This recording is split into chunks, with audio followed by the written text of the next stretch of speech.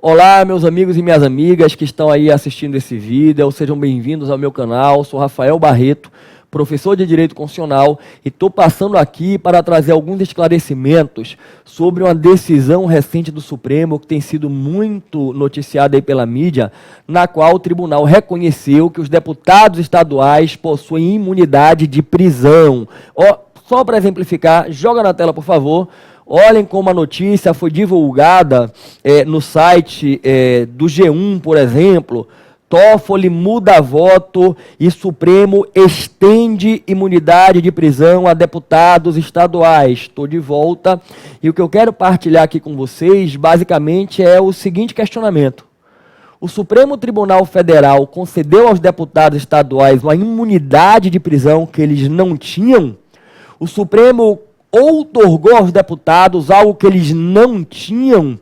E o que eu vou tentar mostrar aqui para vocês é que o Supremo Tribunal Federal, em verdade, ele não criou para os deputados estaduais uma imunidade. E preste atenção, eu não pretendo aqui nesse vídeo fazer nenhum juízo de valor sobre a atuação do Supremo Tribunal Federal como um todo, envolvendo diversos outros episódios, mas trazer para vocês uma visão técnica sobre esse fato, que é o reconhecimento da imunidade de prisão de deputados estaduais, até para a gente poder avaliar se a decisão do Supremo Tribunal Federal está adequada constitucionalmente, se ele estaria criando algo que não existe.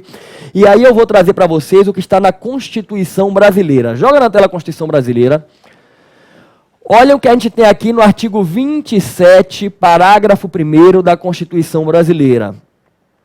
Será de 4 anos o mandato dos deputados estaduais, aplicando-se-lhes as regras desta Constituição sobre sistema eleitoral, inviolabilidade e imunidades. Estou de volta. Percebam que a Constituição Federal, no artigo 27, parágrafo 1º, estabelece que se aplicam aos deputados estaduais as regras da Constituição Federal sobre as imunidades. E as regras da Constituição Federal sobre as imunidades parlamentares estão lá no artigo 53, quando a Constituição estabelece, gente, o regime jurídico das prerrogativas dos mandatos dos parlamentares federais, dos deputados federais e senadores.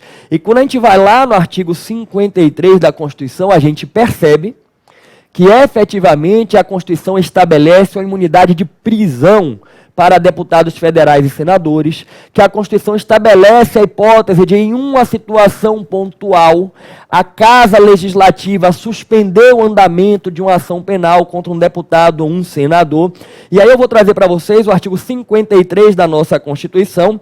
Joga na tela. Olhem como está aqui no artigo 53, no parágrafo 2º. Desde a expedição do diploma, os membros do Congresso Nacional não poderão ser presos, salvo em flagrante de crime inafiançável. E, nesse caso, os autos serão remetidos dentro de 24 horas à casa respectiva para que, pelo voto da maioria de seus membros, resolva sobre a prisão. Estou de volta. Percebam que o texto constitucional, de maneira expressa, estabelece a imunidade de prisão para os deputados federais e senadores. Desde o momento em que foi expedido o diploma, eles não serão presos a não ser em flagrante de crime inafiançável. E se acontecer a hipótese de prisão, vamos voltar à Constituição? A Casa Legislativa pode resolver sobre a prisão. Estou de volta. O que quer dizer pode resolver sobre a prisão? Ela pode mandar soltar o parlamentar. Vamos voltar à Constituição? E olha o parágrafo 3º. Recebida a denúncia contra o senador ou deputado por crime ocorrido após a diplomação, o Supremo Tribunal Federal dará ciência à casa respectiva que, por iniciativa de um partido político nela representado e pelo voto da maioria dos seus membros, poderá, até decisão final, sustar o andamento da ação. Estou de volta. Sustar o andamento da ação, entenda suspender o andamento da ação penal contra o deputado ou senador. Aqui a Constituição está permitindo que quando o parlamentar for criminalmente acusado de ter praticado um crime após a diplomação, a Casa Legislativa suspenda o andamento desta ação. Perceba, são prerrogativas do mandato parlamentar, são imunidades do mandato parlamentar do deputado federal e do senador. Mas o artigo 27, parágrafo 1º, que a gente já viu, estabelece que aplica-se ao deputado estadual as regras da Constituição quanto às imunidades. Vamos botar ele na tela de novo, artigo 27, parágrafo 1º. Será de 4 anos o mandato dos deputados estaduais, aplicando-lhe-se as regras desta Constituição sobre imunidades. Estou de volta. Então perceba, por força desse artigo 27, parágrafo 1º, o deputado estadual possui a imunidade de prisão, só vai ser preso se for flagrante de crime inafiançável, não cabe uma prisão preventiva de um deputado estadual. Se acontecer a prisão em flagrante de crime inafiançável, a Assembleia Legislativa tem poder para resolver sobre a prisão. Se o deputado estadual é acusado de um crime após a diplomação, a Casa Legislativa pode suspender o andamento da ação penal. Isso é o que está no texto da Constituição.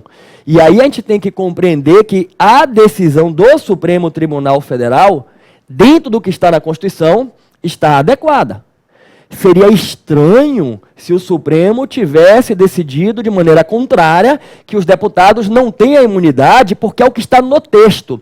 E olha que coisa interessante, a gente viu que na imprensa sai a notícia de que o Supremo teria concedido uma imunidade aos deputados estaduais. Agora, vamos ver a mesma informação, como ela foi divulgada no site do Supremo, joga na tela. O plenário do Supremo nega liminares em ações de inconstitucionalidade sobre a imunidade de deputados estaduais.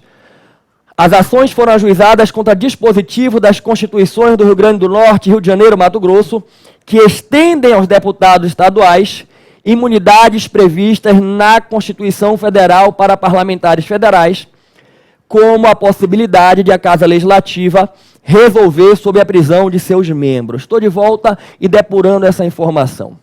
Constituições estaduais trouxeram a previsão dessas imunidades e houveram ações de inconstitucionalidade, arguindo que as normas da Constituição estaduais seriam inconstitucionais.